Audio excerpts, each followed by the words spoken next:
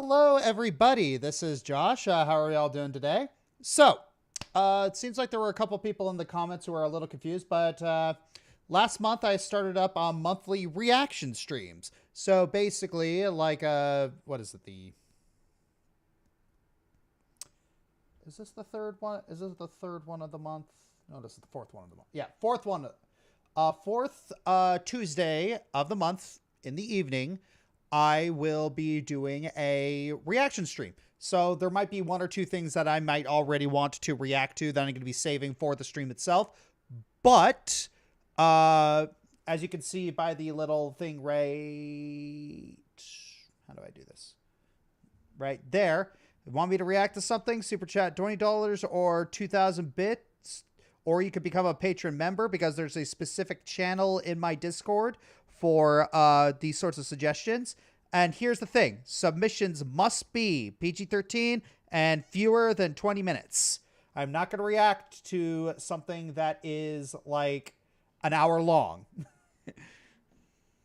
Where's YouTube chat? Shoot. I knew I forgot something. Log in. Log in.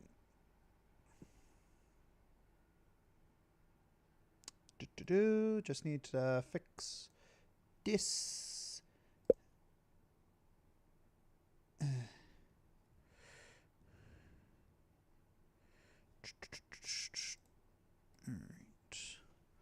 And boom. Is Ari here? No, Ari is not here. She is relaxing, doing her own thing. React to Death Battle Bill versus Discord. Sorry, I've already seen that. All right, so here we go. Oh, right. Before we get started, need to do that part of the stream where we thank all of our YouTube members. All right. This is... Need to thank all of our YouTube members, Determined Charlatan and above. All right. Those would be The Lovely GG13, John Rust 44, Vulpecula Enfield, Kinjorks 101, Jordan Hunter, Jonas Nissen, Jason Smith, Austin Huntoon, Sornaleo, and Tenno Umbra. Thank you very much for your support. And now, why don't we get things started with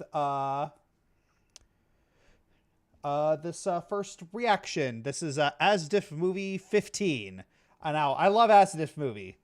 This is a lot of fun. All right, and again, guys, if you guys want me to react to something, again, super chat $20, 2,000 bits to become a patron member, and submissions must be PG-13 and fewer than 20 minutes. All right, here we go. I want a divorce. Fine, but I'm keeping the clown. Classic swerve. Classic swerve. I'm bored. Aw, who's the good boy? Not me. I'm a girl. And what would Sir like? I'd like you to leave my house. No! Conductor! He's bad at his job! Yes. God, Yes, my child. why are you in a tree? I am stuck. This isn't milk. I wish I were dead. And for your next wish? Horse with a baby. Give it back. No. Oh. 98, 99, 100. This is too many fingers. Kiss me, Johnny. Johnny the truck. Honey, don't look at the sun. Oh, I'm naked. So, your place or mine? This is your place. Well, that would explain why all my stuff is here. Are you having fun, sweetie? That's classified. Hey, guess what? I love you. Oh, gross. Wanna dance? I don't know how. Neither do I. Fetch the stick, boy. Johnny the truck. Oh, what's wrong, little guy?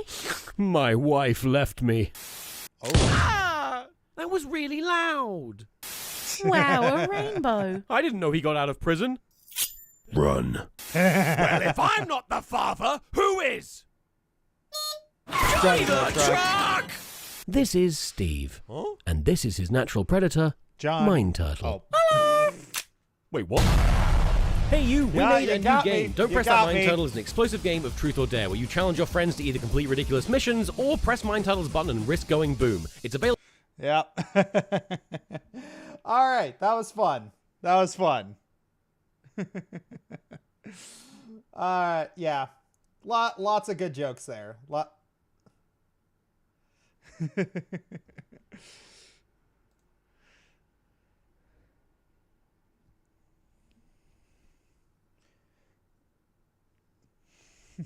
I'll take 10. Yeah, another game. Wow.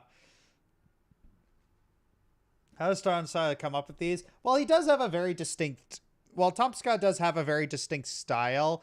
It's, like, if you really do sit down and analyze his humor with the Asiff movies, it's, a lot of it is really playing with expectations.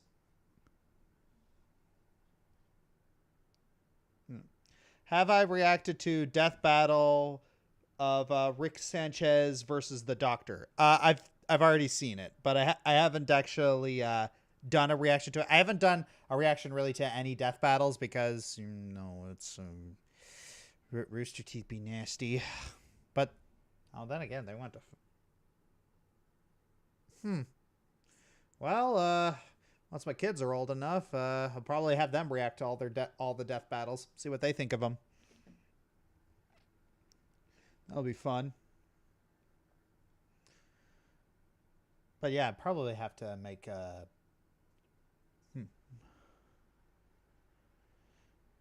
Chaos Servant, thank you for the $20. And we got our next thing. React to Hakarl fermented shark sausage by Ordinary Sausage. Okay. Okay. Well, hey there, folks, and welcome back. I guess? Well, the Batmans have sent me something new to the P.O. box. This is Hakarl. It's fermented Greenland shark. I don't speak a word of Icelandic, but this is the bag it came in, and I'm pretty sure it's just instructions on how to throw it out. Before it was pickled bologna, today it's fermented Greenland shark. 4 containers worth 100 grams per container. And this stuff is supposed to stink like pee, so I'll be the judge of that. You know I know all things. React to Hakarl, fermented shark, sausage, by Ordinary Sausage. Yeah. Working on it. But yeah, this is, I mean, it's fermented fish, you know, like... Fermented fish typically really freaking stinks. Like a lot of fermented things stink. But yeah, fermented fish, that's typical like Nordic stuff. I mean, if you count Greenland as Nordic, but yeah, they're not technically Nordic, but I feel like everybody just counts them as Nordic. Things that stink like pee? Yeah. Holy crap! That's what we call a rookie mistake. Don't open this and take a big ol' whiff. It's somehow worse than the surströmming. If you smelled your... Worse than surströmming? That smells worse than surströmming? Okay, for those that don't know, surströmming is, like, for the longest time, it has been infamous on the internet. It's Swedish fermented fish and known as the smelliest food ever. Oh, yeah. It for the longest time. Like, watch, like frickin' Rhett and Link's Good Mythical Morning that they did with PewDiePie, where they tried surströmming. Let me put it this way: PewDiePie is Swedish, all right. And he looked at surströmming and said, he took a whiff of surströmming. He just like got up from the chair, just started like, I'm not Swedish anymore. Yeah. Cat's litter box? You now know how Hakarl smells. So here we go.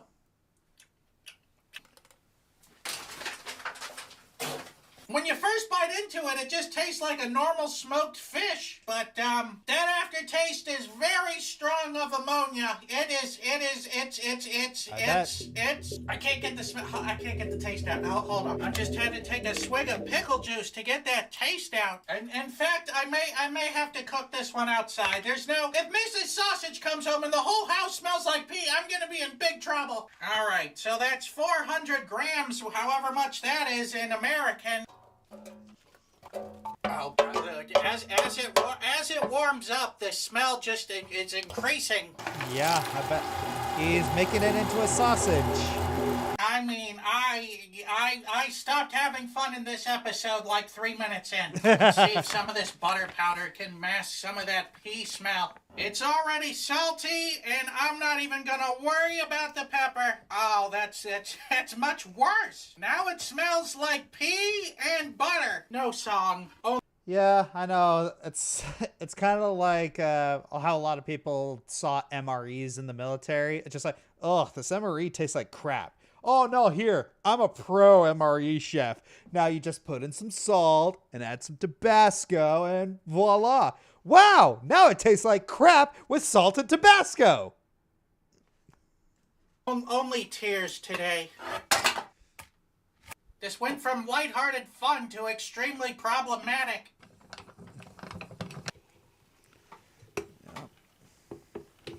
That was the Hakarl water. In 3, 2, 1, let's sausage!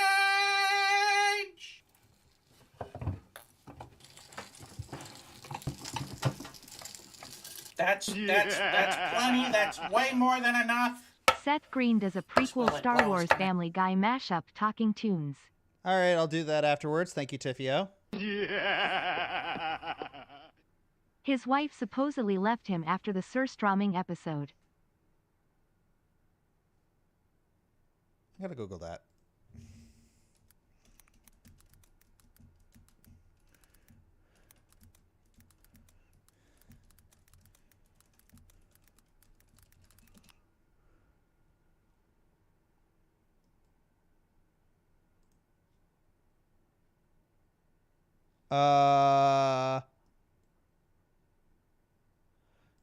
Yeah, I don't think that's I don't think that's true.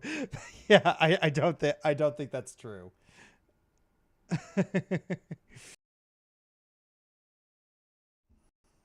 Okay, so we just had a bit of a crash. Sorry about that, folks.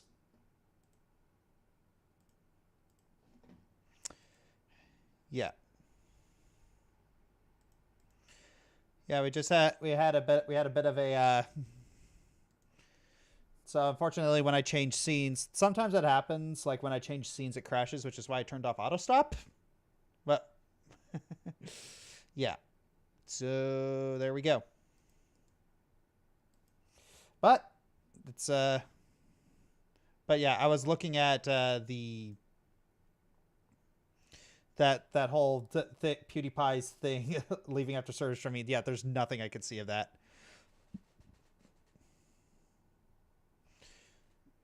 But yeah. Anywho. Send me over the edge. With special thanks to today's Mark Boxalo box artist, this guy. This really lifts my spirits. Look at us, we're having a ball. This Will It Blow is brought to you by HelloFresh. Say goodbye to spring. Oh yeah, we're skipping that ad. I'm gonna have to give that Will It Blow 4 Mark Ruffalo's. I'm gonna burn my house down. I feel like I'm missing some context here. Mobile. Ah, you thought I was grilling it, but you thought wrong. Now he is. Alright, let's... That's a lot of flies. Here we go. It smells so bad. It smells so bad. I mean, it doesn't look terrible. Let's open it up and see how we did. Fantastic. How it smells cold cannot be compared to how it smells hot. I want to throw this out the window. Yeah, I mean, cold garbage smells a lot different than hot garbage. Let me tell you that. Go! Straight up P. There's a weird tingle on my tongue. It's the worst taste I've ever tasted in my whole life. No more culinary curiosities from Iceland. This is it. I can't take it anymore. I can't take it. A 0 out of 5? Maybe a -100. Yeah. Is that the way? I don't know. Like, I know I got some Swedes who normally watch me like a Noisha and stuff, but do we got any Icelandics here or Greenlandics in the chat that can verify whether or not he's that he was cooking it correctly or eating it right? Because yeah, sometimes fermented shark sausage. Yeah, it's is that normal? I have no idea. But yes, so for my next trick, for my next trick, Seth Green does a prequel Star Wars Family Guy mashup talking tunes. All right, let's see where that is. Seth Green prequel Star Wars Family Guy mashup talking tunes. All right. Okay. I'll just go and do Obi-Wan as Pinky. I've always wanted to do that. So then you do. Okay, here we go. Okay. Here we go. And I'm going to even read in the stuff. Let her go, Anakin. Dramatic pause. Let her go. Narv. You turned her against me.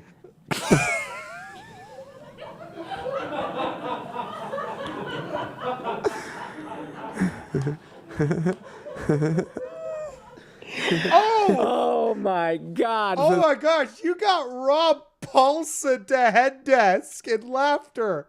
Seth Green, you got Rob Paulson to oh. This will be funny. It is.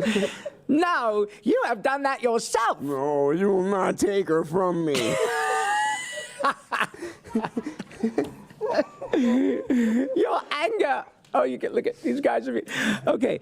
I think one of the reasons that this thing works so well is because the voice that Seth Green is doing he's doing the Chris Griffin voice, it's naturally whiny, and like one of the biggest criticisms leveled against like Hayden Christensen's Anakin was that he was kind of whiny. But honestly, that's just a Skywalker trait. But I think that's probably the reason why it works so well. Your anger and your lust for power have already done that. Dramatic pause. You have allowed this Dark Lord to twist your mind, such as it is, until now, until you have become the very thing you swore to destroy. Point. Don't lecture me, Obi-Wan. I see through the lies of the Jedi. I do not fear the dark side as you do. I have brought peace and freedom and justice and security to my new empire. If I close my eyes, I could see the cartoon characters having this conversation. I could see it in my mind's eye. It's just like I know some talented lunatic out there, some really good animator is just gonna make an animatic out of this, and I cannot wait to see it.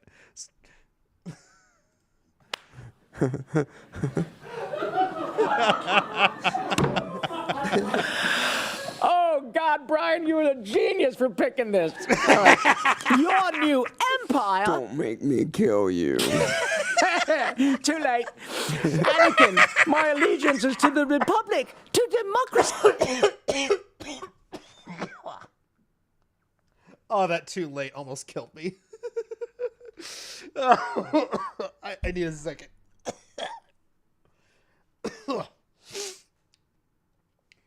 Oh, I'm seeing stars right now.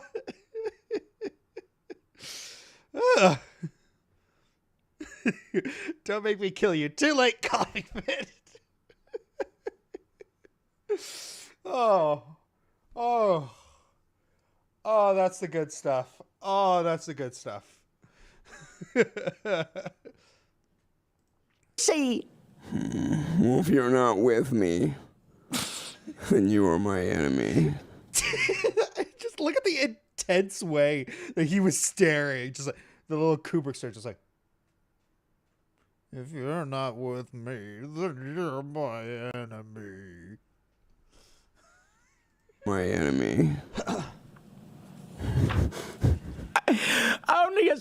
Only a theft deals with absolute. Theft. I will do what I must. You will try. Seth Green. Rob Paulson.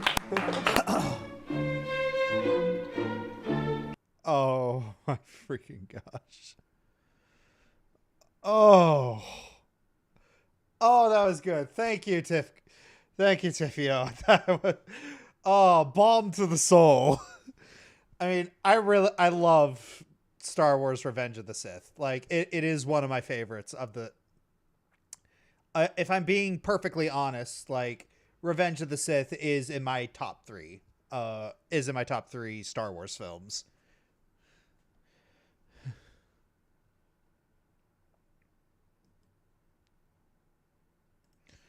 I wonder if someone in the chat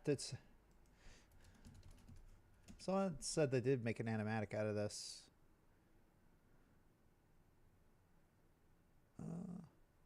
No one's made it.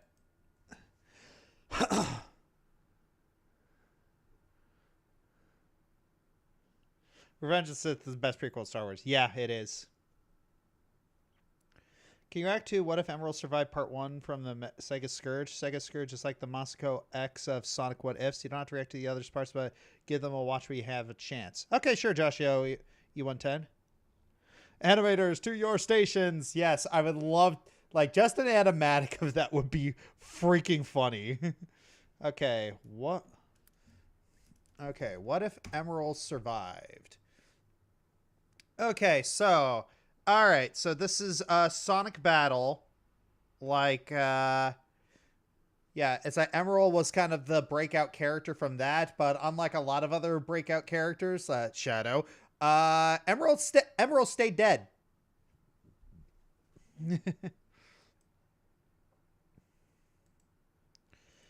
Let's see. I found out I have a like list the size of Voice of Reason subscribers. That's pretty significant, dude. Wow. Wait, did you actually compare it? I'm actually curious if you actually compared it. All right, so what if Emerald survived? Okay, let's see this. All right. Hey guys, I'm the Sega Scourge and welcome back to another Sonic What If. I've been very excited to start this scenario as it centers around one of my favorite characters in the Sonic franchise. Okay. That character is the Gizoid Emerald. Emerald isn't around in the games anymore, and that's because Sonic Team likes to make me cry myself to sleep every night, killing off my favorite characters, and it's always the robots Can you react too. to what if Emerald Well, no survived part more. 1 from the Sega Scourge?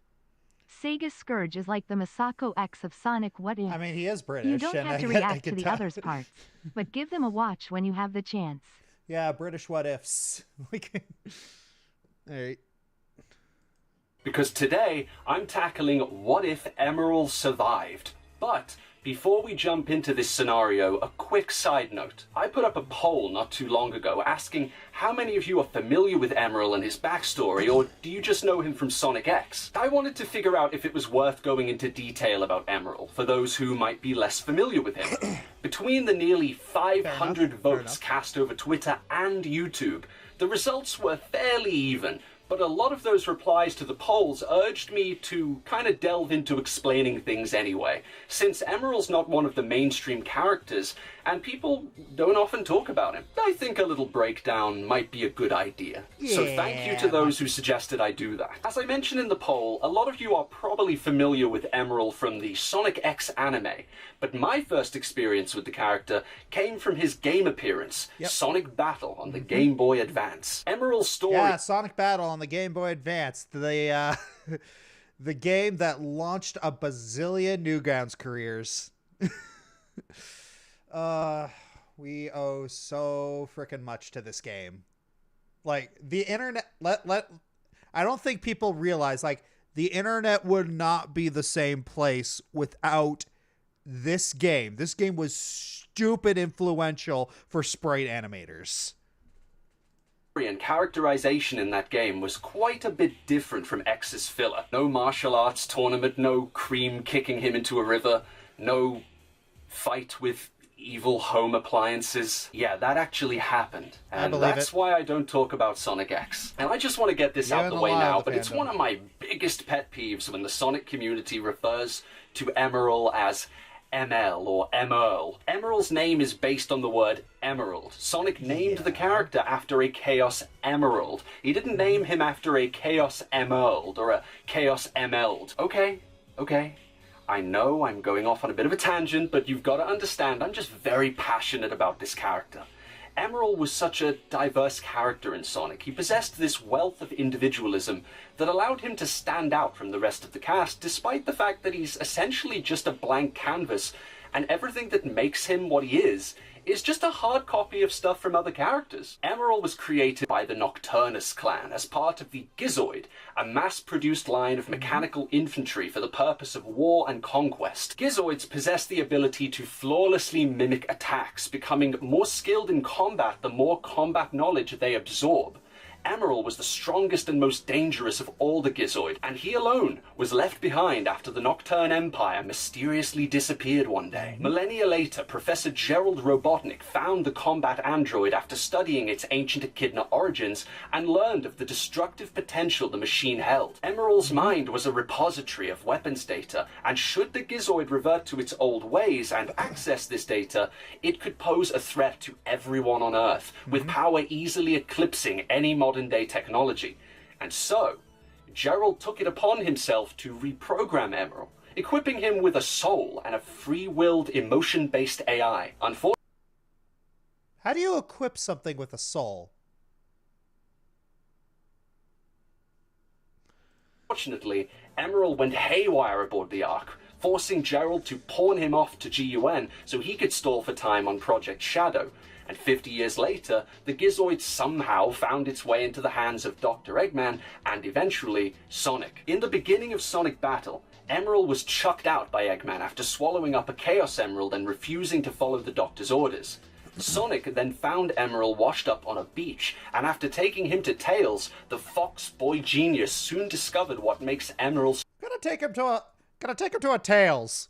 So special. He can absorb Chaos Emeralds to evolve and become stronger. But not only that, he also has the ability to perfectly copy the fighting abilities of others. Whatever move he sees, he'll emulate it.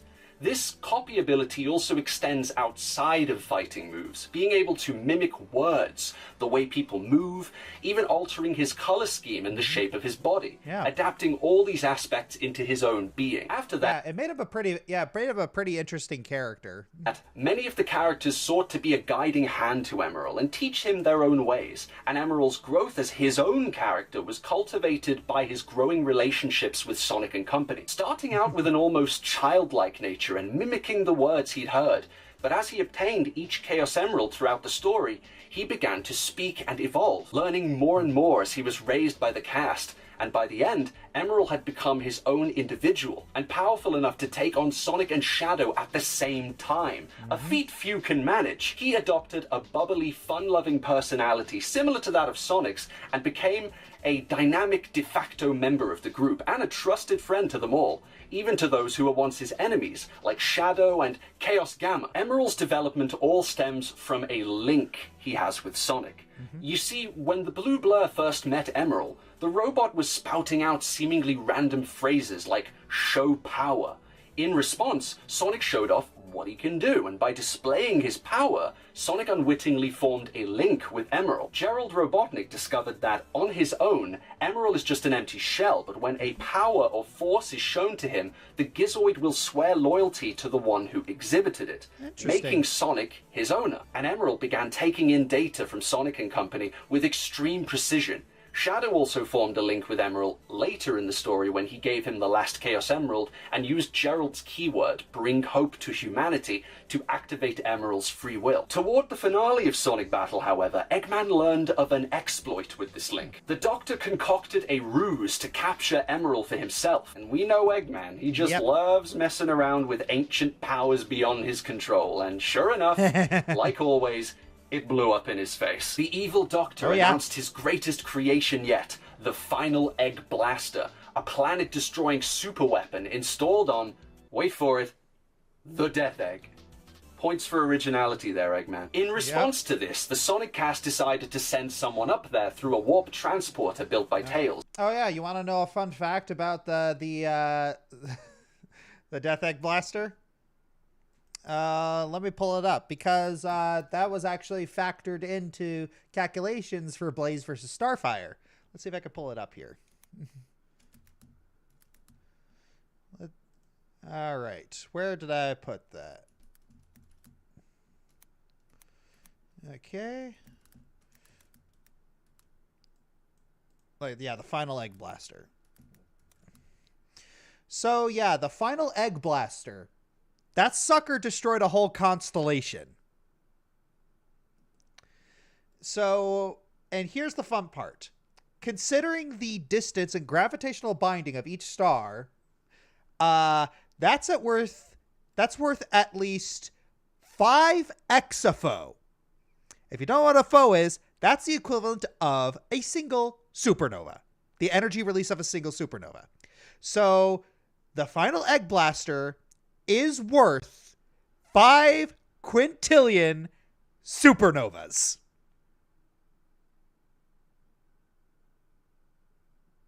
Neat, huh? With only one charge, only one person could make the journey. They elected that Emerald should be the one to go. After all, Emerald spent all this time with them. He knows all their moves. He can look after himself. So, after a quick sparring match with Chaos, Emerald set off for the Death Egg. Yes, Emerald fought Chaos. That means he's equipped with Chaos's abilities too. Now, where have we seen that one before? Once aboard the space station, and after a quick tussle, Emerald was caught off guard when Eggman fired the Final Egg Blaster. Oh yeah, another part about the another part about the calculations. 5 x. Top 10 copycat bosses? Bosses who mimic the hero. Oh, that might be fun. But yeah, so that 5 exafo, if we were to spread out those jewels like across, that could give everywhere in the universe the equivalent of a magnitude 2 earthquake. Yep.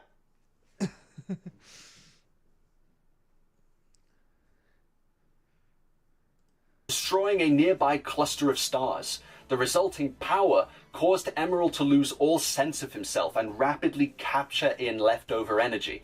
You see, if Emerald encounters an overwhelming power, the Gizoid will break its link to form a new one. The blaster reverted Emerald back to his ancient programming and severed Shadow's link. But the unforeseen downside of this programming came when Emerald was driven insane by the energy, and Eggman was unable to establish a new link, unlocking his... Hi Josh, hope you and your family are doing well. Here's another month of support. BTW, do you have a PO box, because I have an extra copy of a game called Unicorn Overlord, a tactical game similar to Fire Emblem. I was wondering if you would be interested in the game and I could send it. I do appreciate that, Jerry Brownie. Thank you for subbing, but we don't have a PO box anymore because we're moving. Welcome to VS Debating. I'm so sorry. Yeah, Cassarant, I know, but it's it gets nuts. It gets nuts really fast, especially when Sonic or DC is involved, which I'm doing both of. This reminds me of a Sonic doujinshi I came up with in 2008 when things weren't looking good for Sonic's future.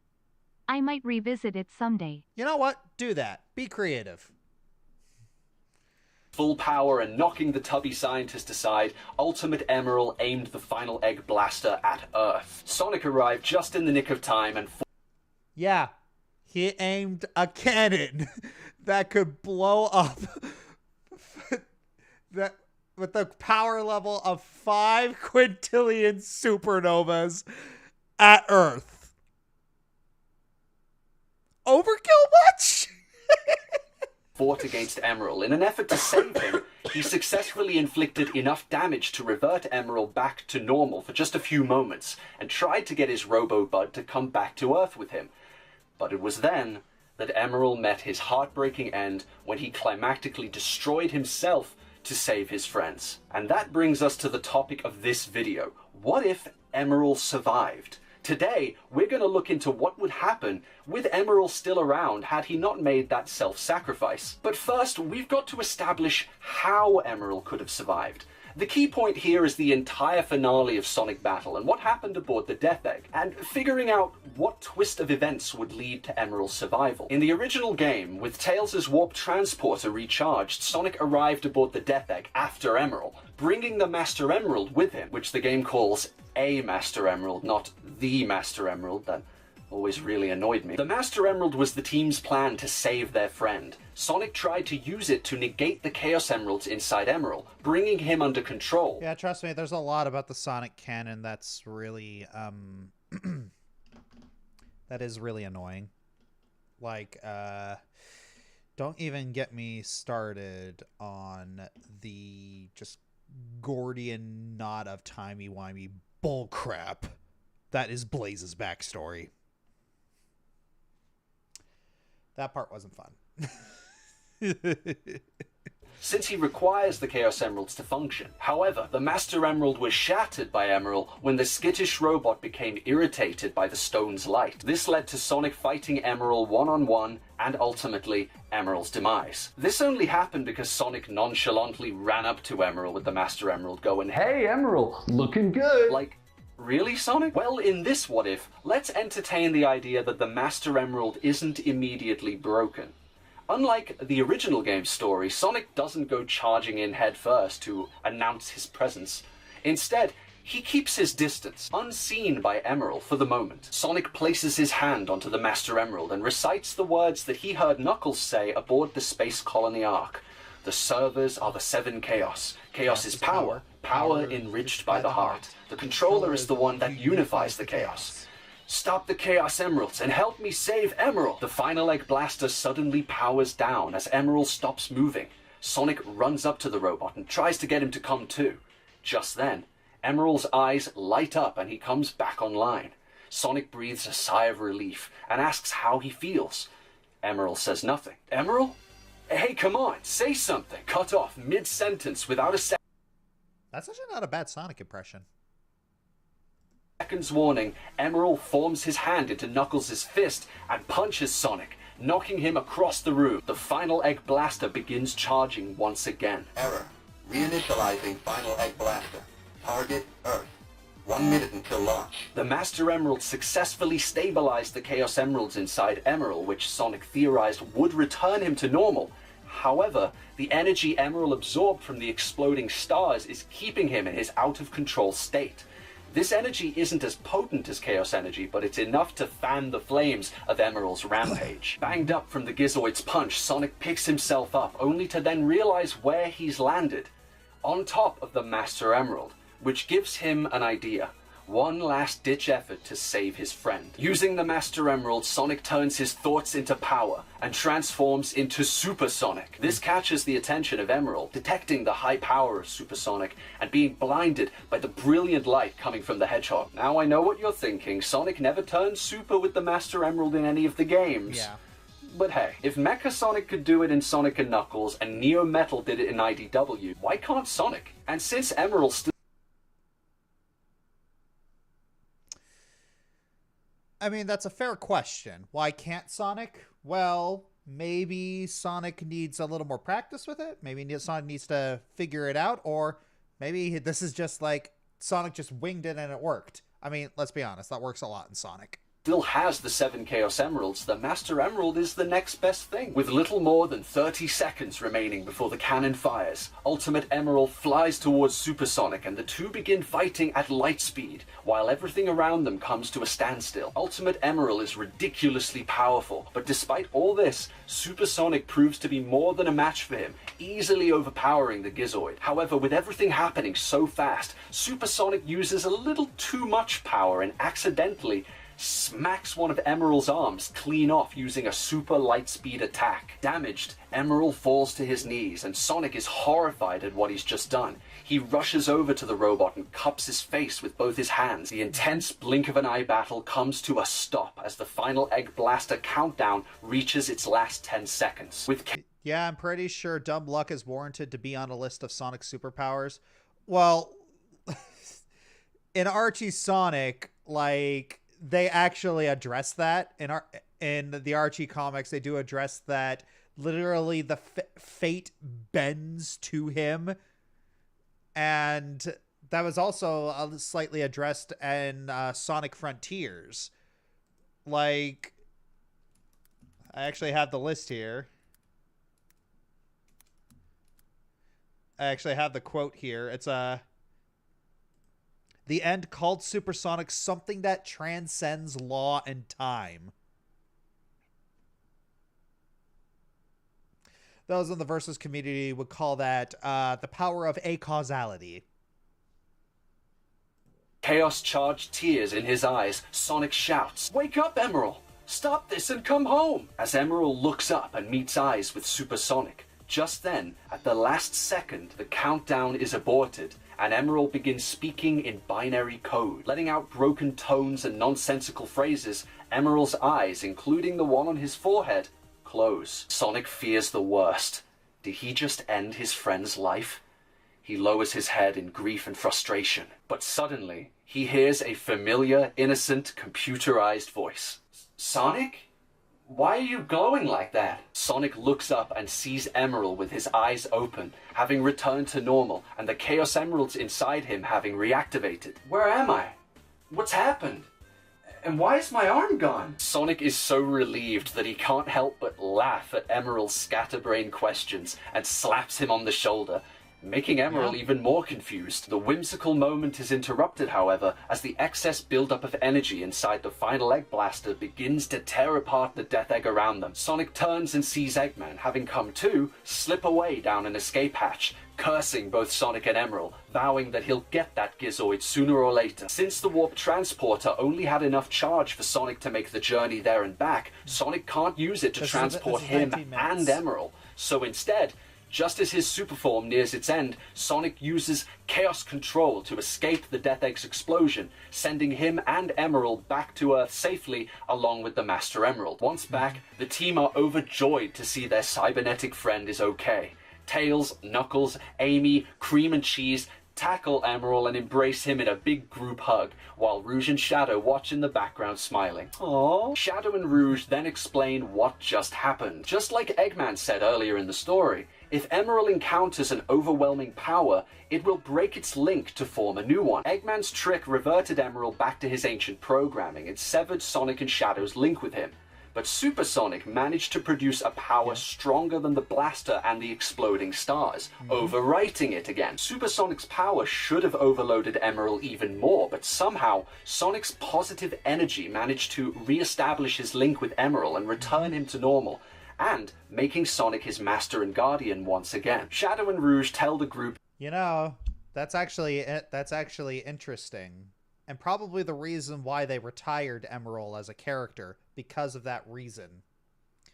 Because any time that there's a stronger entity that comes around, there's a chance that Emerald would be forced by his programming to switch sides."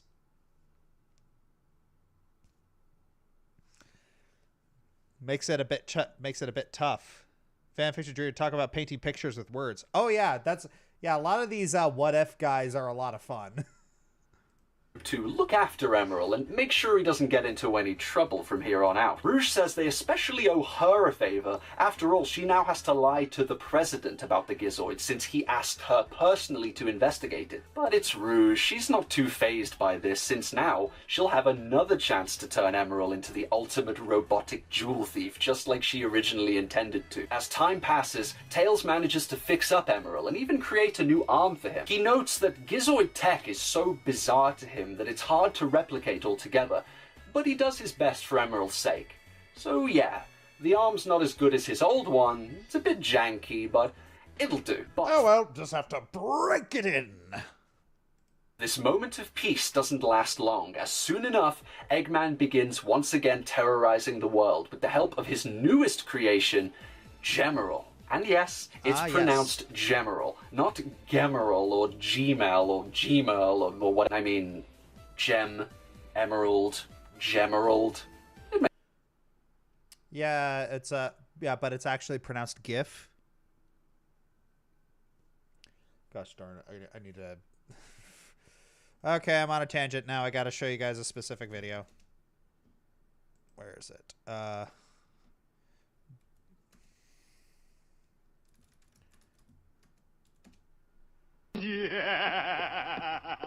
I promised Maria to get revenge. You're wrong, Shadow. That image playing over and over in your head like a GIF, it's not the truth. It's pronounced GIF. Huh? .gif, like the peanut butter. The creator said so.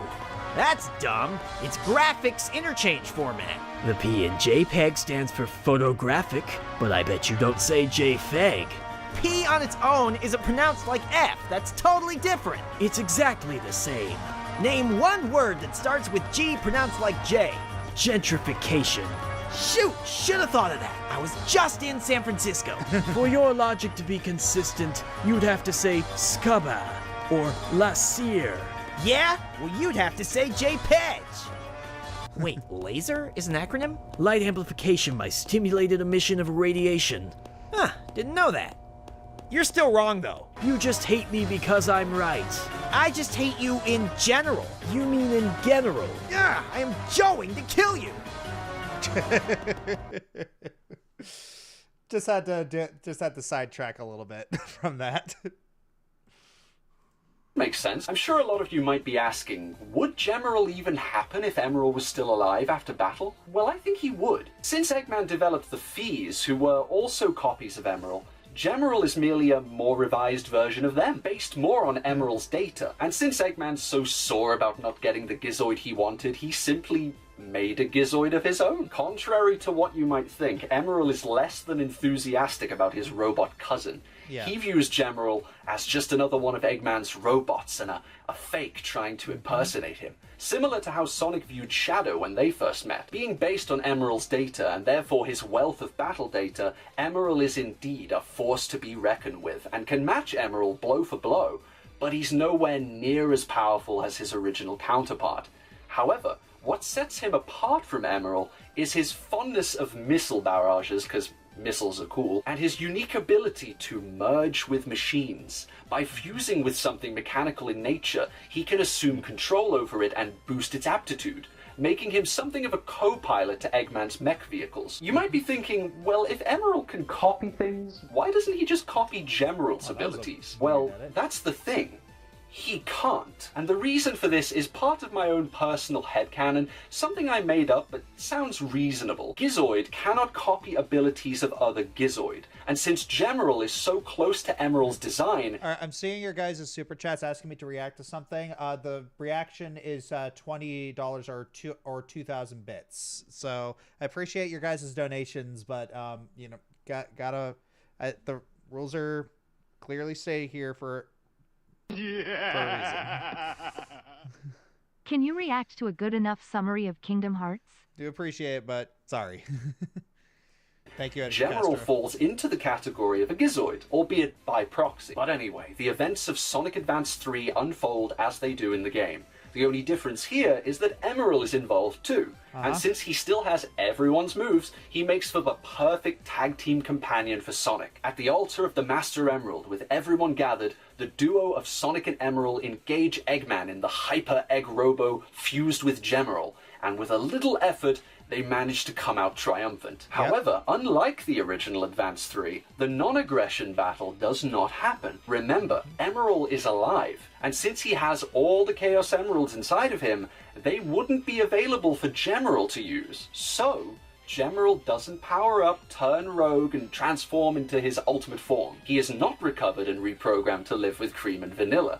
Sonic Advance 3's normal ending happens instead, the one without all the emeralds collected. Eggman flees the scene and Gemerald follows beside him. Sonic and Emerald pursue them to the edge of the zone as Eggman's Eggmobile explodes and careens off of Angel Island, but Gemerald stops. Still sparking, damaged from his fight prior. He lands and turns around, looking Emerald dead in the eye. Emerald, next time we meet, I will destroy you and prove myself the true successor to the Gizoid. I look forward to proving you wrong, you walking caution sign. Gemerald leaves, and what he takes with him is a growing animosity and disdain towards Emerald. Sonic pats Emerald on the shoulder, congratulating him on a job well done, as the two of them reassemble with the group and celebrate their victory. And that's where we're gonna end this story for now. So what do you... So yeah, that was pretty good. But there is that one thing, like if you actually have read the IDW comics, like this whole bit. Oh, can you watch Vanilla Kruger's Triple Samba stream? It's a banger.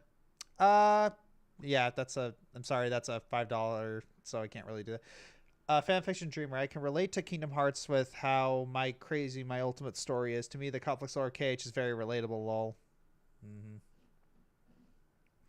All right, Tiffio, what your favorite Pokemon says about you by Blake Jennings. Okay. But yeah, before we get to that, I do want to talk about, like, in the IDW comics, there's actually a really, there's this,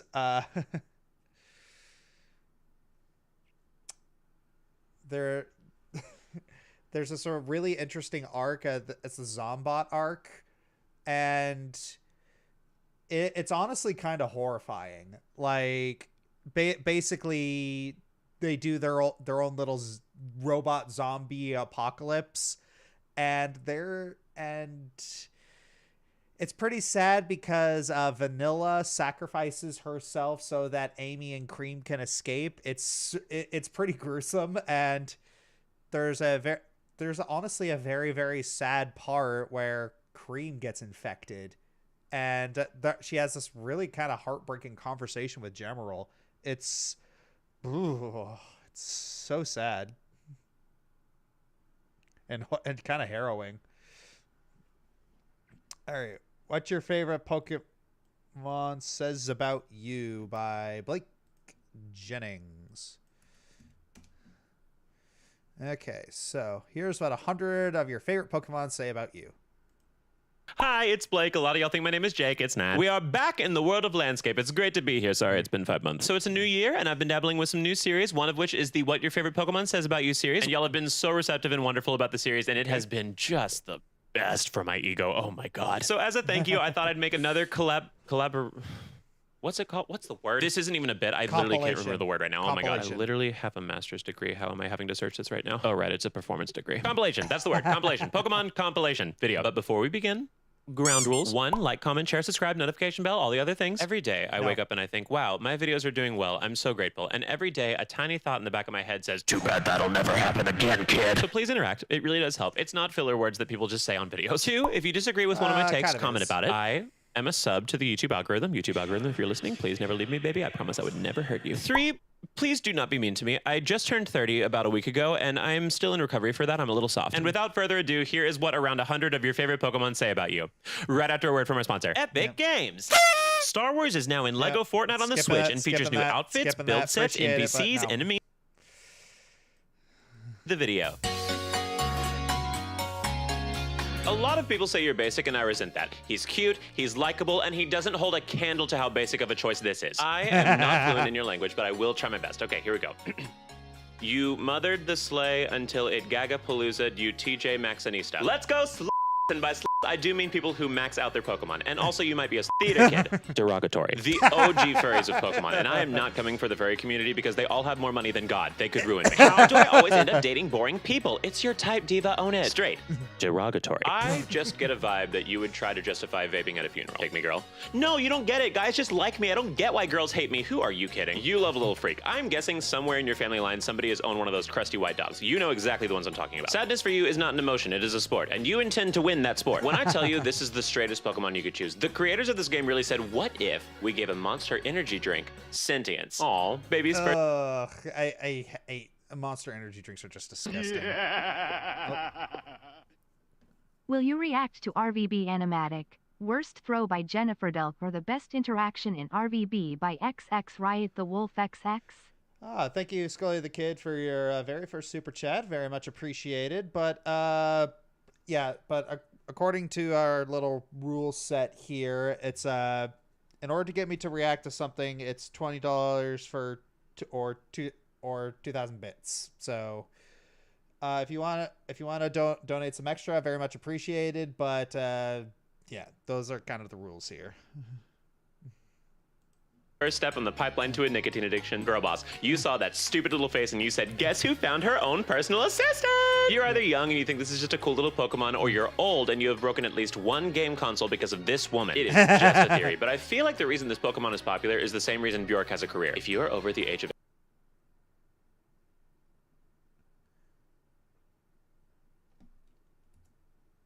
is just a theory, but I feel like the reason this Pokemon is popular is the same reason Bjork has a... Who's Bjork?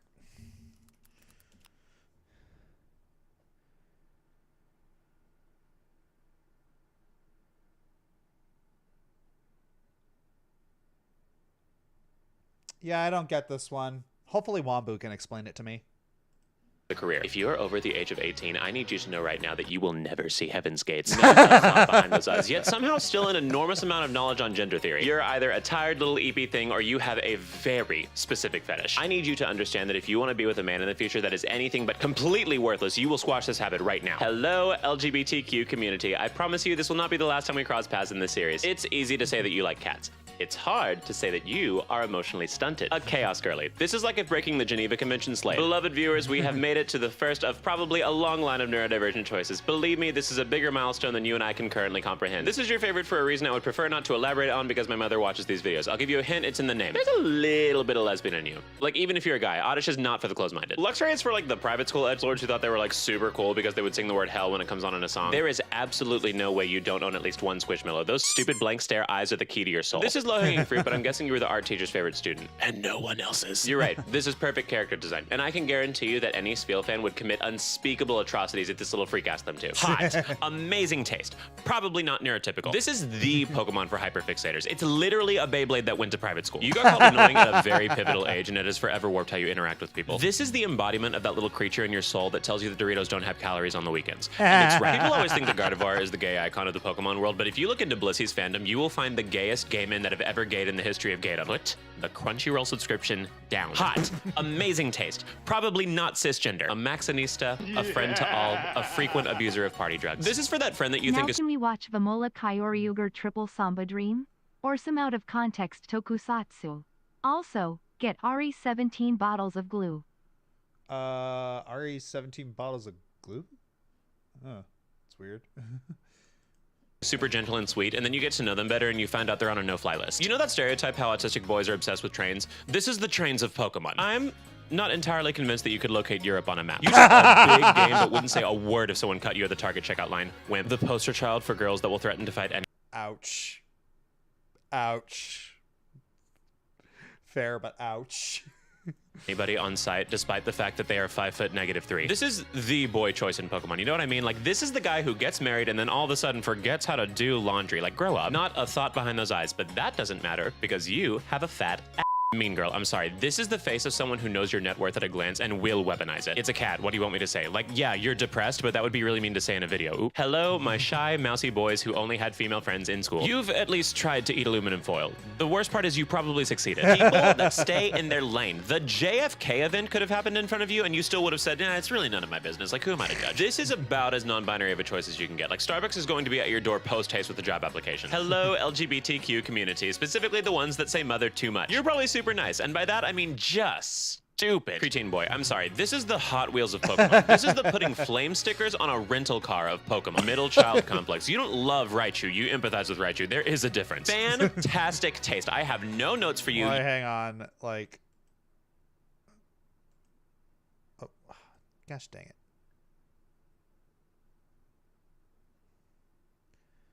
Where'd it go? Okay, accidentally hit the chapters button. You don't love it? Yeah, I'll be honest. Like, I know a lot of people don't like Raichu because on a lot of like media, Raichu is depicted as a bully, but I've always kind of liked Raichu, and I'll be honest, like, I literally traded out my Pikachu in Pokemon Yellow just so I could evolve it into a Raichu, and then I traded it back. Love Raichu. You empathize with Raichu. There is a difference. Fantastic taste. I have no notes for you. You are literally perfect. Kind of like people that follow me on Twitch. No, he's my favorite because he looks cool, not because he's super overpowered in every game. Sure, Dennis. And this leads us to the second Pokemon in our saga of cute, teeny, tiny little babies that you would overthrow a small to medium-sized nation for. This is for the people that want to be baby girls so bad, but can't fight the urge to resolve every minor inconvenience with punching. We get it. You're a good person. You're an overachiever. How's that fear of intimacy going? A mind war-torn by ADHD. You were a joy to have in class until you had to do things in said class. You know when prescription ads say things like, do not take Ozempic if you're allergic to Ozempic? They have to do that because of these people. Stop shopping. Your checking account is in the double digits. Trust issues. You saw that final evolution for the first time, and ever since then, you've had a smidgen of doubt in every interaction you've ever had. I'm just going to be blunt. An obsession with any of the frog-type Pokemon is really not helping to sway the neurodiverse allegations. You're basically a golden retriever, so I'm just going to give you some advice. Do not date an astrology person. They will take everything from you. Why do you go to therapy if you're not going to take the advice? Why do you go to therapy if you're not? Hello again, LGBTQ community, specifically the ones who can still wear a child's large at Target. Shut up. Shut up. Just one time be in a group conversation and not give your input on something you know nothing about. This is for women who date men who are much uglier than them. I just got a sense that the music of Jimmy Buffett either has or will soon change your life. Depressed. Short. Eepy. So very eepy. You know when you're in a group setting and one of your friends is standing like a little too uncomfortably far away to the point where everybody else is kind of like thinking, is he doing that on purpose? His favorite Pokemon is Fletchlight. You know when you're in a group setting and I'm just kidding. You don't go to parties. You are such a dog person. And by that, I do mean you have boundary issues. Hello, LGBTQ community, specifically the ones that need to put the vape pen down. You're a person who cannot be trusted. Yeah. 1,000 Pokemon and your favorite one is Ash's dad. These are just good people. Like, they will never spread gossip about you because they will never leave their house. You have a bad relationship with your father, but that's besides the point. If you're built like this, I need you to understand that my DMs are wide open, gaping even. I just know you have personal beef with so many doors because you've pushed them when you were supposed to pull them in front of all of your friends so you look stupid. These are my party girls. These are people whose nasal linings will not survive their 20s due to copious amounts of horse tranquilizer. Someone was gonna have to tell you eventually, so it might as well be me. Naruto running does not make you go faster. You can stop doing it. Hello, LGBTQ community, specifically the ones who have avoidant attachment styles. This is the favorite of people who act like they have a trust fund when we all know good and well the Wendy's 444 has you in a chokehold. You know those like excessively positive friends that you kind of just want to like kick in the shin once to see if they get mad? They pick Chespin every time. This is Pikachu for the mentally ill. Your favorite is a monkey whose hyperfixation is a single stick. I don't think you're on the spectrum. I think the spectrum is on you. I do not have it in me to make fun of y'all. All you wanted was for this little freak to keep its front legs down. And what did the Pokemon Company give you? The fattest middle finger. I just know that at least once in your life you've let a girl with purple hair financially abuse you. Like, get off the floor, grow a spine. You're 100% going to be that parent that's like, my son is not stupid. He just needs instructions to use shampoo. Bestie, I'm going to be honest. This is just autism with flame stickers on the side. Hello again, LGBTQ community, specifically the ones with far too elaborate revenge fantasies. Prison. Women in STEM. You've got a lot going for you. Who cares if you're too anxiety-ridden to answer a phone call? You are either a musician who has played one video game or a gamer who knows one song on the piano. These people are never experts in both fields. I am convinced you would give someone your social security number if they asked while giving you those beady little freak eyes. You're either a girl's girl and you just love cows, or you know who this is and you've never recovered emotionally. It needs to be said, so I'll say it. Deodorant is a necessity, not an accessory. The poster child for girls that want to impress their boyfriends with Pokemon knowledge. Hello, LGBTQ community, specifically the ones that don't know how to play this game. He has has no good moves. If this is your favorite and it has anything to do with that copy pasta, I will not rest until you see Guantanamo Bay. This just screams, my name is Chet. Like you were born with a G Fuel in hand and the worst opinions. Hello, quiet kid who always won the most books read award in elementary school.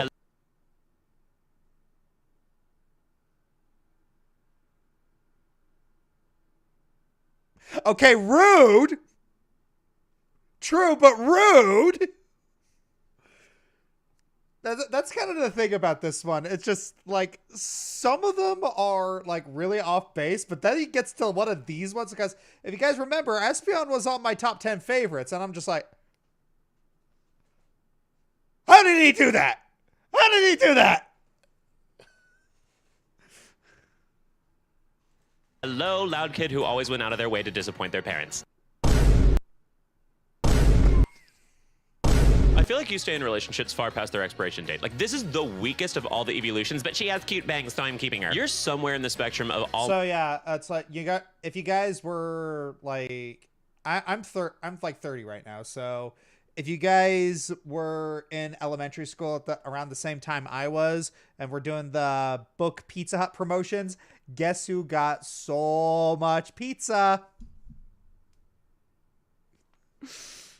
All my interests revolve around weed, and all my interests revolve around flower crowns. And either way, it's not a personality. Wonderful. Absolutely wonderful. Yeah, he was a little...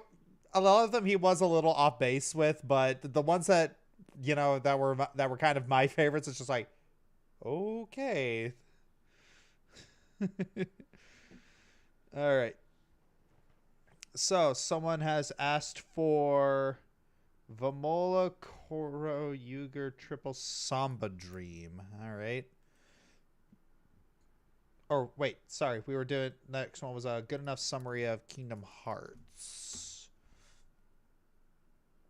Oh, that's 33 minutes. Oh, wait, but in the chat said, do the one for Kingdom Hearts 3. Okay, we could do the one for Kingdom Hearts 3. This video is brought to you in part by me, because I made this.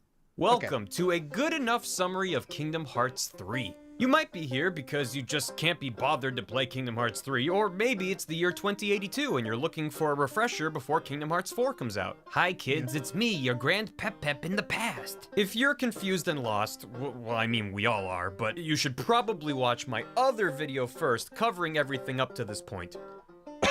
Alright then, let's do this.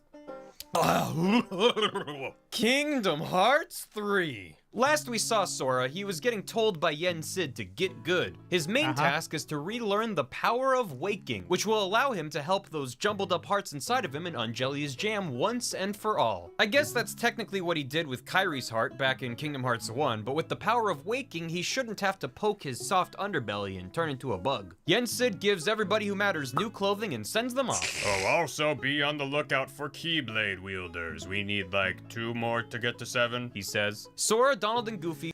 Also, my name spelled backwards is, wait, where did he go? Fly through a bunch of completely arbitrary Disney worlds that once again do not matter in the slightest, and Sora learns absolutely nothing about the power of waking. Jack Sparrow is actually a bunch of crabs in a trench coat, and Rex from Toy Story is obsessed with this hot new video game you wish you were playing instead called Verum Rex. Wait, is he obsessed with it because he thinks it's about him? Oh, and you can make Olaf.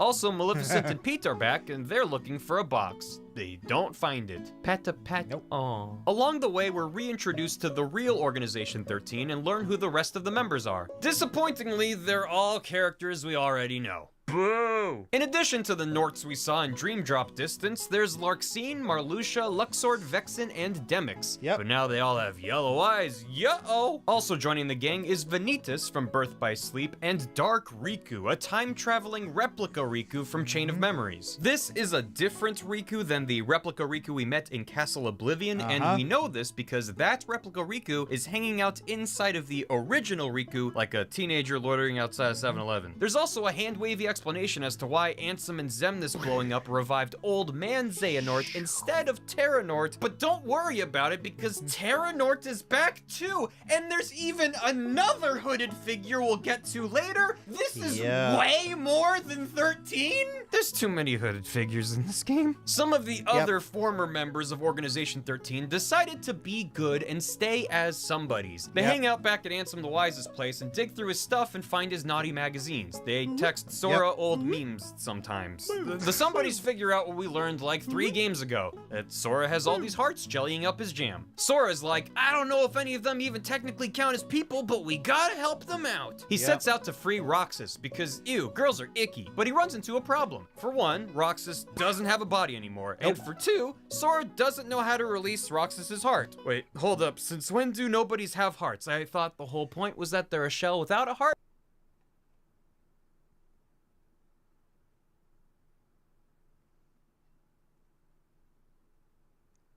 It's not just me. It is not just me that has a problem with this.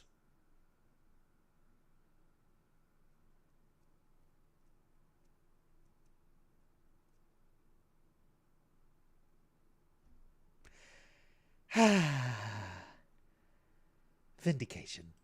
You know what? I have no more fight left in me. It's fine. Ranga's hooded. This plot is convoluted. Roxas's friends show up and are like, hey. Convoluted. That's the word you're picking. Convoluted.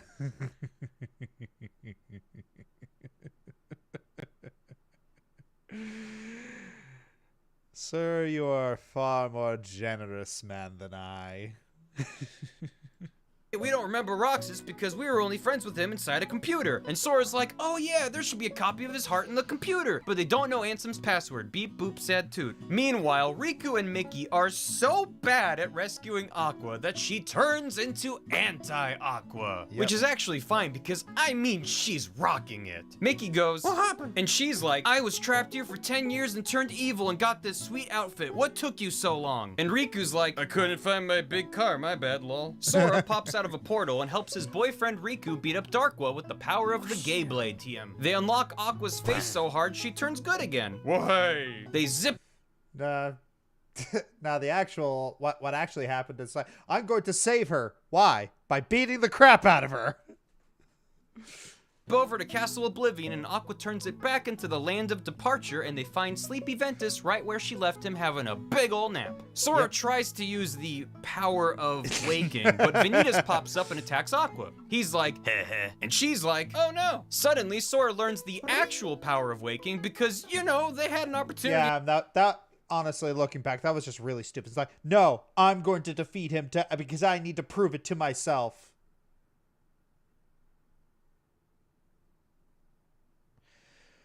Yeah, okay.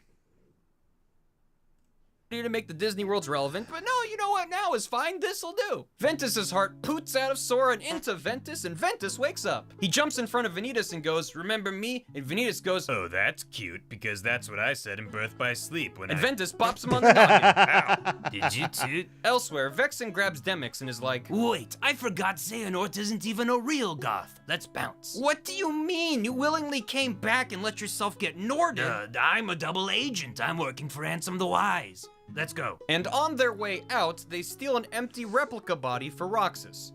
For later. Oh, and Ansem the Wise is totally fine and wandering about in the background, but he barely does anything, so don't worry about him. Back at Yen Sid's place, the 7 Guardians of Light are finally assembled. Sora, Riku, Mickey, Aqua, and Ventus are joined by Kairi and Go Jillian. Let's hope Nomura doesn't use any characters from Wish for a future KH game. Oh, please, no.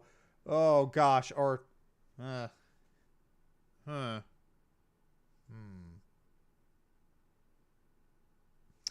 Well, now that I'm thinking about it a little more, hear me out.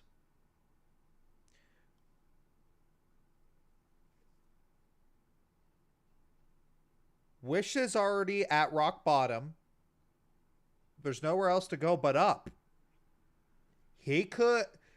Nomura could probably take Wish, like elements of Wish, because one of the reasons that a couple of the worlds in Kingdom Hearts 3 weren't great was because of Disney's meddling.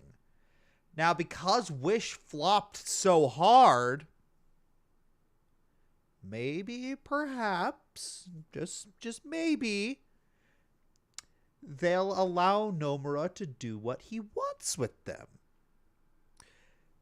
Now, Nomura getting creative freedom to do what he wants with something like Wish. Tell me you're not curious.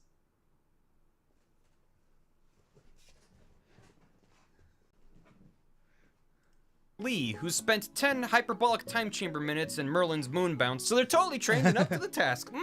Yen Sid goes, Son of a Disney, is this really the best we have? Okay, y'all ready to fight Xehanort? Wait, Mr. Yen Sid, says Goofy. If the 7 and the 13 fight each other, then that'll summon the Keyblade, right? Yes, what's your point? So if we don't fight them, then Xehanort can never win. Wow, Goofy, you're as smart as you are handsome. But if we refuse to fight, Xehanort will just use the 7 Princesses of Heart instead. Turnips, cries Sora. I won't stand by and let Norty Nort hurt Jasmine and Belle and Snow White and... No, actually, we're done with those princesses. It's all about Frozen and Tangled now. But what happens? It's all about Tangled and Frozen. It may be, Moana, eventually. Now go! Yeah, that was pretty annoying. There's 7 Princesses of Heart. And now there's new ones. Or you could pull a Chicken Little and make Wish character a top tier summon. Yes, Chaos Servant, exactly. Yes, let's let Nomura cook. Let Nomura cook. Because as much as I am annoyed by a lot of Nomura's storytelling, he makes art. The man makes art. It's worth discussing. At the very least, he makes something worth talking about. And as annoyed as I am by Nomura's storytelling sometimes, I at least respect that. Give the man, let the man cook in his kitchen. At the very least, it won't be boring.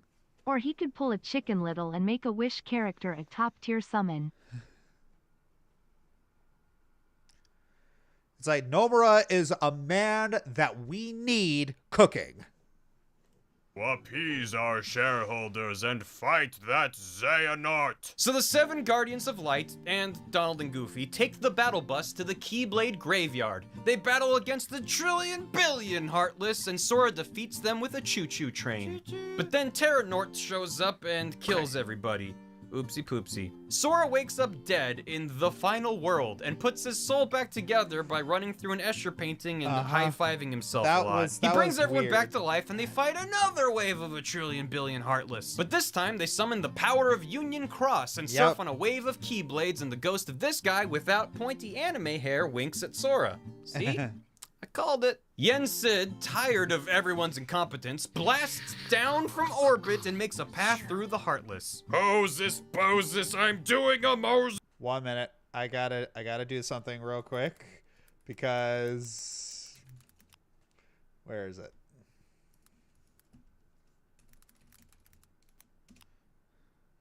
It's like... okay. Where is it? I have both.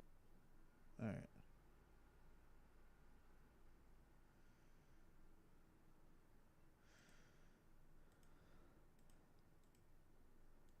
Okay. I gotta bring this up. You gotta be kidding me. There are too many of them. My name. Spelled backwards. Is Disney.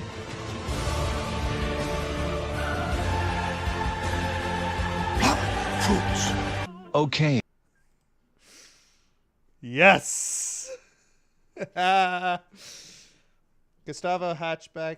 Hey Josh, if the music is okay to react to Stay Dead by Aviators. If you did not saw already, send you the correct value if it's okay. Yeah, I already did see it. It was pretty good.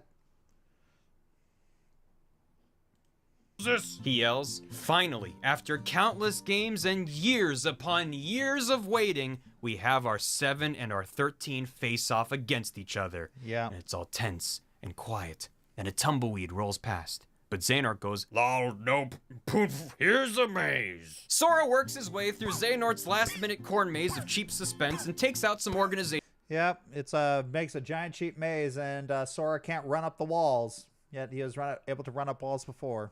Members. He helps turn Terranort back into Terra, and Replica Riku kills Dark Riku while Riku watches. And Sora goes, check please. The final hooded member is revealed to be Xion, and she's evil again. But off screen, Ansem the Wise was able to log into his computer after finding his password underneath the keyboard and put Roxas's Digi-Heart into the replica body, and so Roxas enters the fight. Xion goes, wait, nope, I got my heart back from Sora. Thanks, Sora, I'm good again. And he's like, when did that happen? Whoa! All the while, each fight is bringing Xehanort one shard closer to the Keyblade. Kairi, for the first time ever, is about to do a thing, but before she can, she gets kidnapped. Oh, how convenient. Yeah. Maybe next time, Kairi. Maybe next time.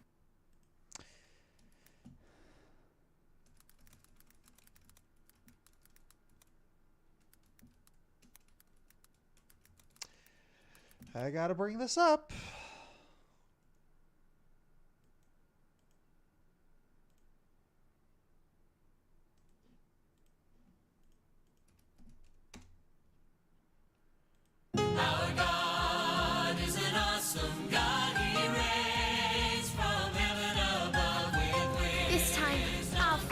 Because I wanted to help let me keep you safe.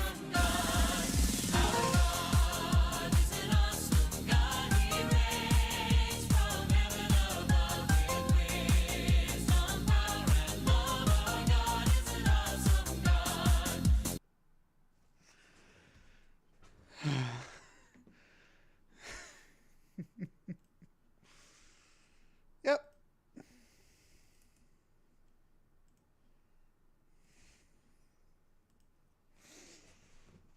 Ouchie, ouch. Sora's like, heck, I'm not gonna fight and let you summon the Keyblade. I throw down my sword. But Xehanort goes, oh yeah, what if I do this? Psh, okay, sure. Threaten someone I don't even know. This is Kairi from Destiny Islands. I think I know what Riku looks like. Murdered. Your friend is now murdered. And he kills Kairi. Wait, I think I remember who she is now. No! In a frenzy, Sora defeats the last Norts, allowing Okay, I think the joke would work better if he said nominee.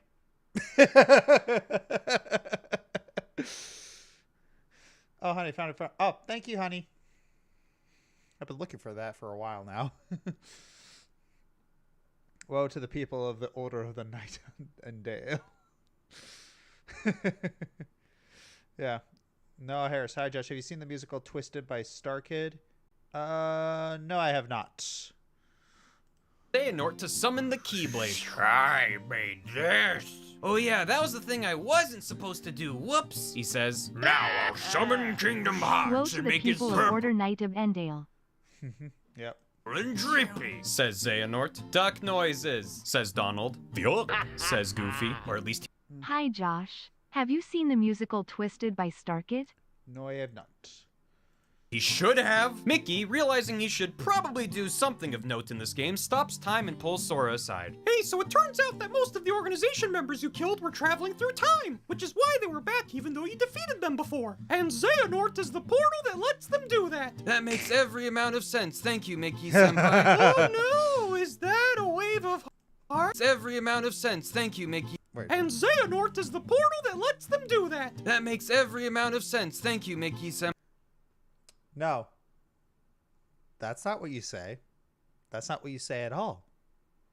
What you're supposed to say is, okay, I believe you.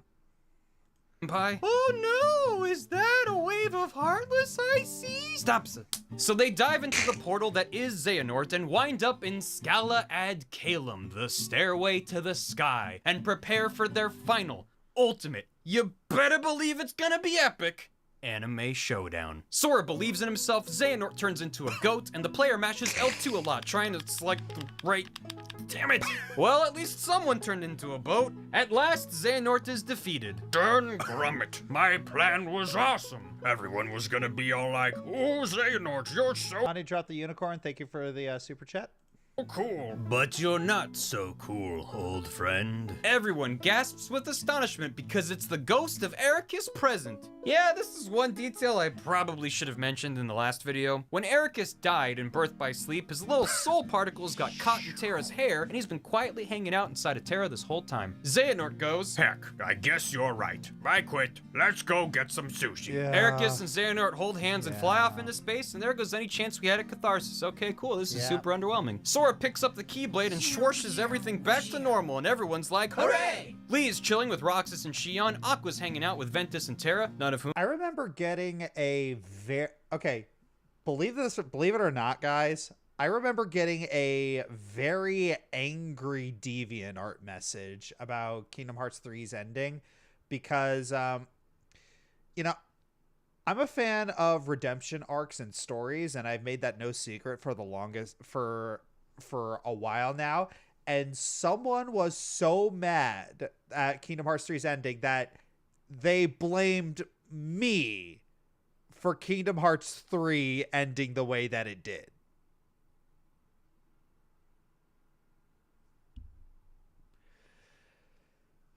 Like, people really overestimate the amount of influence that I actually have. Yeah, I don't know what it is, but like, especially like early on in my YouTube career and even nowadays, it's like people have kind of like myopic bubbles with the creators that they follow, and they just get like, it feels like that those creators are like the only people on the internet to them. Like, for some weirdo people, some weirdo fans, like, we're their entire world, and we have way more, like, I've gotten weird messages from people who have blamed me for like world events. I'm not going to name them because they're political, but I have gotten, because people have said it's like, if Josh Scorcher had said something against this, then this world event wouldn't have happened. I'm like, I am a YouTuber. I make funny haha gaming videos. Like, what am I supposed to do?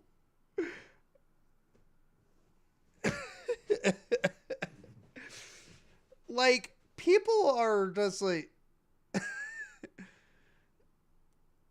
like, people's grip on reality sometimes, man. Whom have aged in 10 years, okay? And Sora goes to Riku and is like, well, spit me out like the pit of a palpu fruit. I can't believe we all made it back in one piece. And Riku goes, "You do remember Kairi died, right?" oh yeah, but if I bring her heart back, I'll be lost forever. Where does it say that? It says right here in my dramatic endings for Dingus's book that I ate for lunch. So Sora brings Kairi back to life and fades away. Later, nerds. And just then, Namine walks over and starts breakdancing. Ow! Meanwhile, Pete and Maleficent actually find the box they've been searching for this whole time, and it turns out to be the Master of Masters box from Union Cross. Remember that one right there? A hooded figure arrives and summons 4 of the 5 foretellers. They're like, sup, Luciu, the other apprentice from Union Cross whose face we've never seen. You were right here in the lineup. Yep, that's you. Why have you portaled us here to the future? Also, we're missing Snake Girl or Rabbit Girl or whatever. And Luciu takes off their hood and reveals themselves to be Zigbar. They apparently didn't die earlier. Yeah. And our Luciu. Zigbar Luciu is like, whoops, looks like Xehanort's out of the picture and I'm the villain now. Hornga's hens, the ride never ends. And then Sora wakes up in Tokyo and the guy from Verum Rex is there. Yes, the guy from the fictional game Rex was obsessed with? I do not know. Don't look at me! And that's it for Kingdom Hearts 3. Or is it? Might be. Most of Kingdom Hearts 3 took place in an alternate timeline dreamscape, and there's actually some semi-decent evidence to back that up. I don't know. There's a link in the description to the theory, and it makes me mad that it's plausible. You can also click here and watch Gam read the theory to me while I work on this video that you're watching. Good night, everybody. Yep. Yeah. Yeah, Kingdom Hearts is a mess, but you know what? It's our mess. It is our mess. It pisses us off, but what are you gonna do? What are you gonna do? It's like, this is... We wouldn't have the amazing moments and get without a lot of the weird stuff. It's just...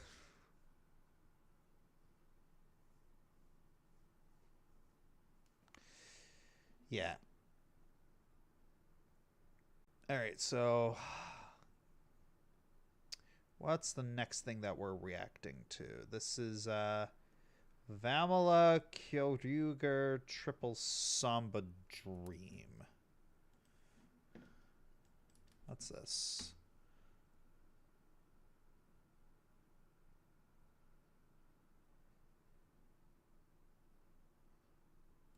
Oh, this,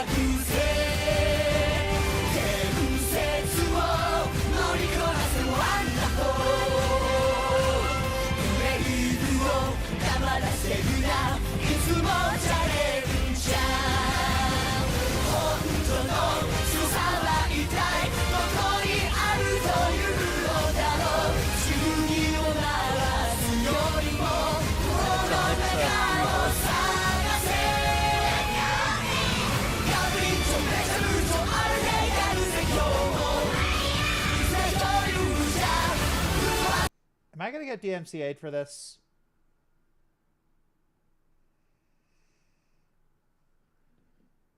Yeah. Anywho, like, unfortunately, I think the problem with this one is not what's is making me not really enjoy it a lot. It's just, it's a remix, but unfortunately the beats are not synchronized, and that is really messing me up right now. 2.5. Did he already react to the new Asiff movie? Yes, I did. It was at the beginning of the stream. Sorry.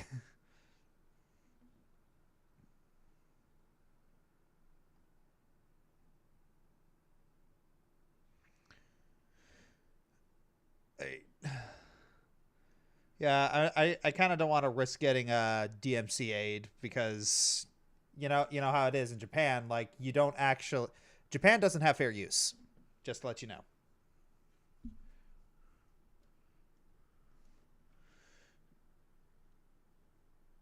Alright, so... Gonna have to try and find something else to react to, but songs put together, but just 3 versions, one song of it. You can just skip it if you do the Tokusatsu out of context. All right, yeah, let's just do that instead. All right.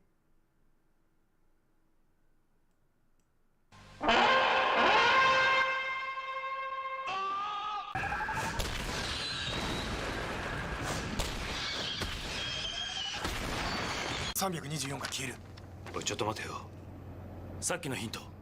5時間で567。567引く243は324です。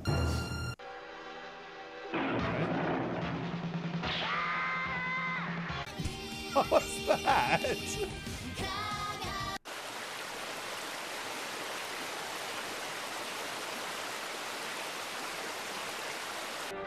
Wait, whoa, what? What?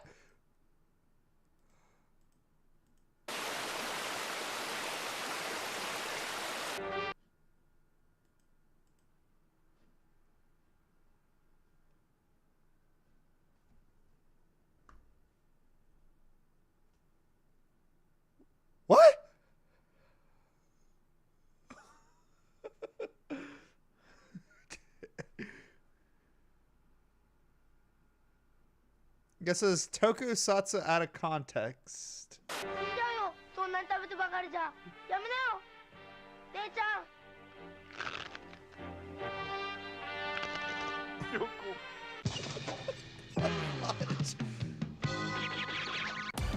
Henshin!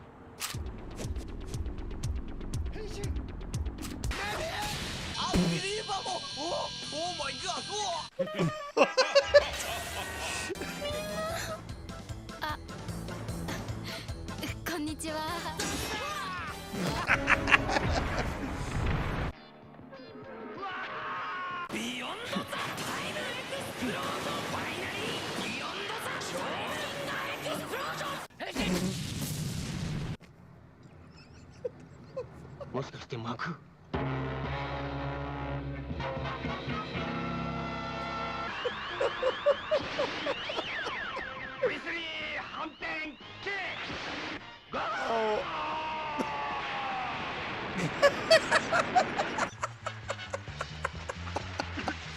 What the fudge?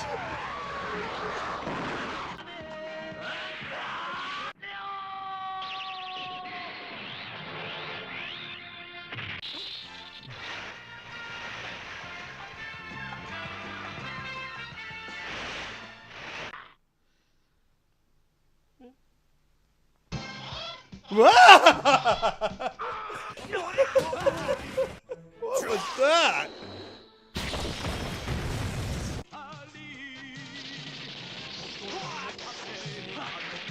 Tommy guts don't work like that.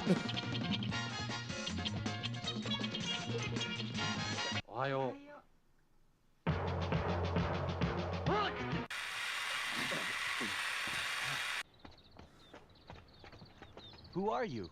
Kamen Rider da.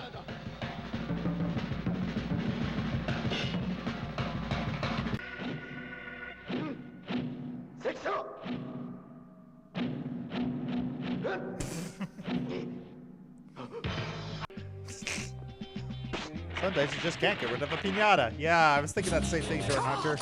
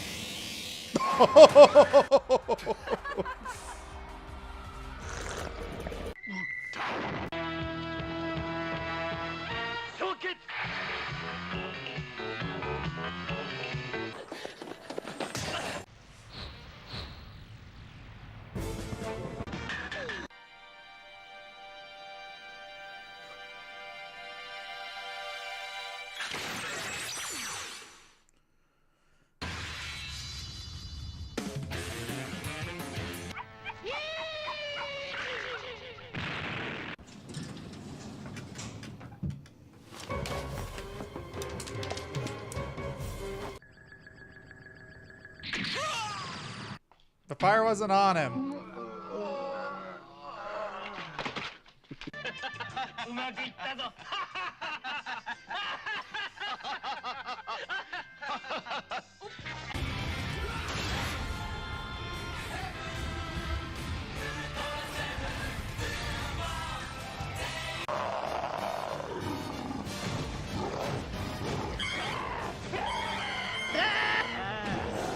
Some days you just can't get rid of a piñata.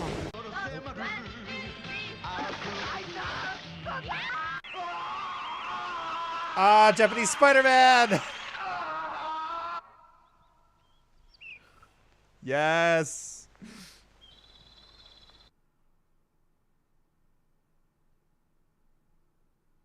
Yeah. Yeah, okay. My grasp on sanity remains absolute.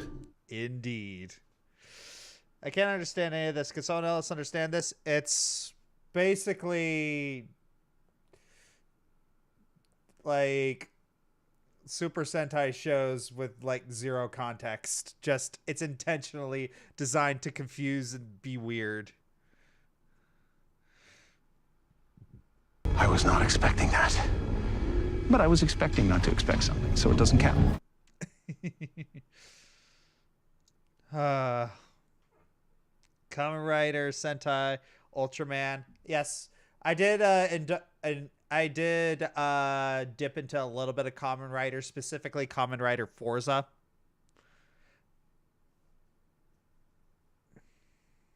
They didn't put Japanese Spider-Man across the Spider-Verse because he would have been too powerful. Yep.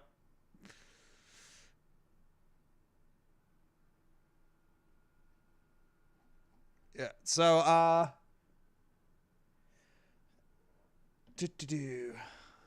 right. So that was something. Yeah.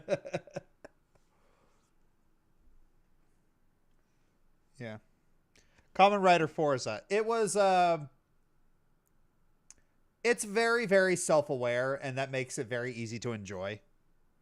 It's like if you're getting it, if it's a good entry point into Kamen Rider, if I'm being honest.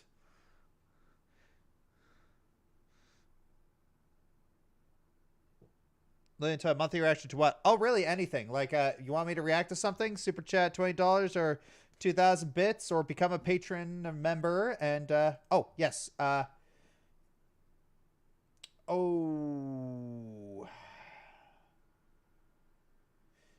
unfortunately, Crimson Rain, like you did do something in the reaction suggestions, and I do appreciate it, but the OSP reenacting Macbeth is over 20 minutes.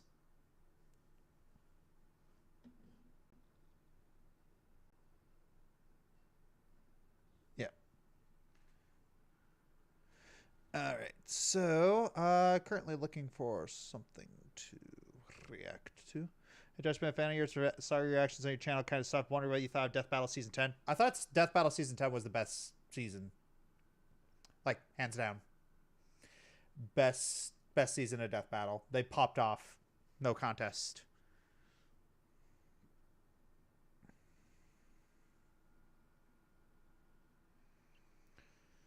Josh, it's not Forza, it's Forza. Oh, I thought it was well, in high school, we called it Forza.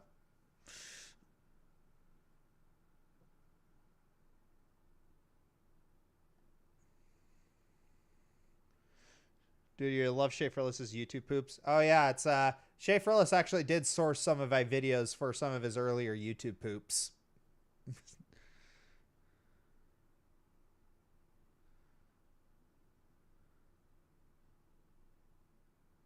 Maybe they're saving Japanese Spider-Man for Spider-Verse 3. Oh, please. That would be amazing.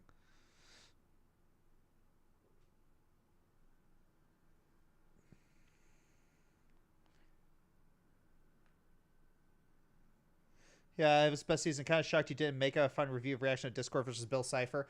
The reason I didn't again, and I said this earlier in the stream, is that the reason I didn't do any Death Battle reactions is unfortunately, Rooster Teeth, before they went under, was really nasty at claiming those videos.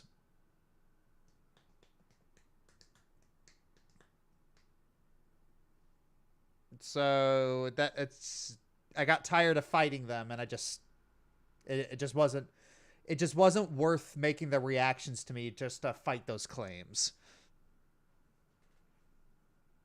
Yeah.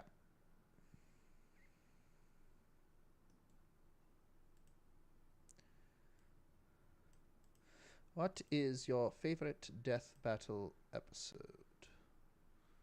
My favorite Death Battle episode is easily Bill Cipher versus Discord. Like, no contest. I think it's the best one. Like everything was just perfect about it.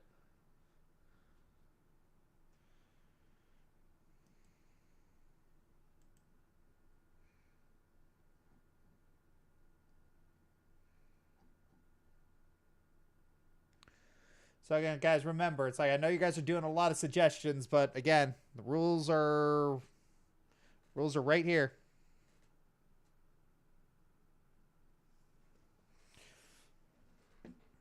Second most favorite death battle. Ooh, second most favorite.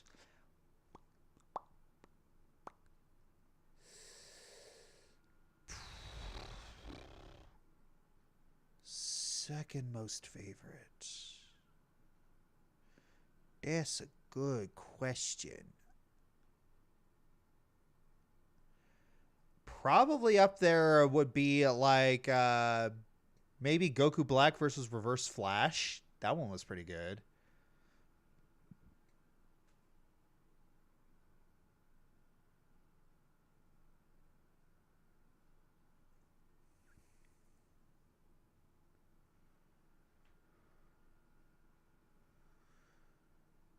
Yeah, I think Reverse Flash versus Goku Black might be my second favorite.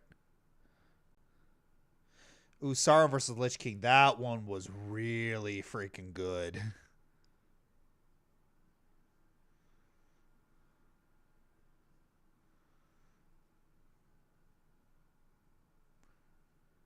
Yeah, it really says something like... It really does say something about Death Battle Season 10 that Raven versus the Phoenix was the least good battle of that season. And that was a solid 7 or 8 out of 10 fight. And the reason... Like, that was the weakest. Raven versus Phoenix was the weakest one.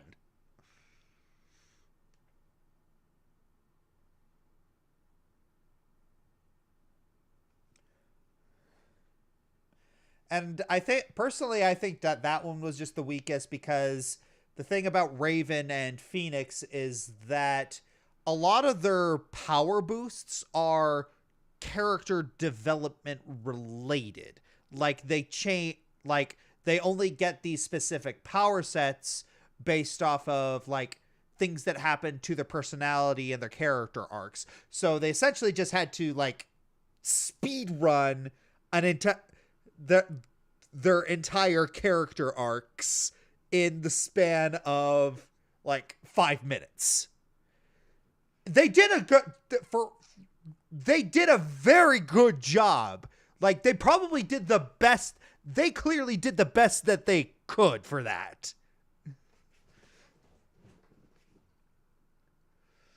Was it season 9 or 10 that had Skyrim versus Dark Souls? Because that song was amazing. Oh, that was season 10. Guts versus Dimitri. Oh, Guts versus Dimitri.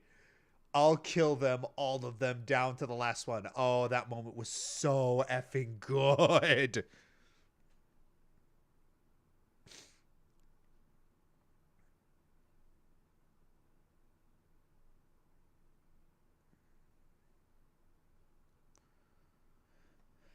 Favorite epic rap battle episode?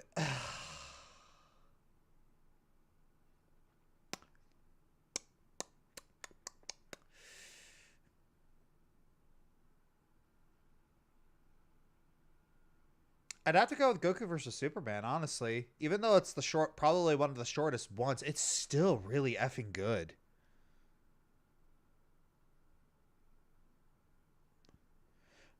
Where's Ari when mentioning Dimitri? But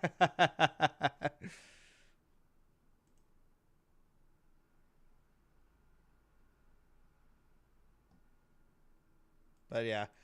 You know what? I'm gonna search up an oldie but a goodie because I'm kind of on a kick right now. I remember seeing a death battle of Rainbow Dash versus Starscream. Oh man, that was one of the factors that got me to watch the show at the start. Because like, wait a minute, this show has that in it. All right. Let's see. Where is it?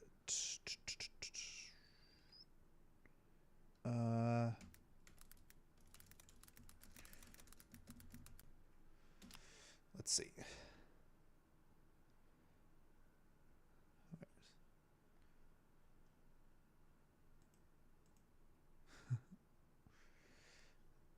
All right. This is an oldie, but a goodie. Oh, whoops. That's not the right one. I hit the wrong one. There we go. Terror. Aqua. Hit ball to pass test. Keyblade! Oh no, the almighty Dark Ball is too powerful. What the? Keyblade! Test finished. Aqua pass. Terra no pass. I suck. Keyblade! Thank you, Master Z Naught. You seem like a very nice guy. Go to other worlds and beat up enemy called Unworst. You mean Heartless? Unworst. What the? You should go after Terra.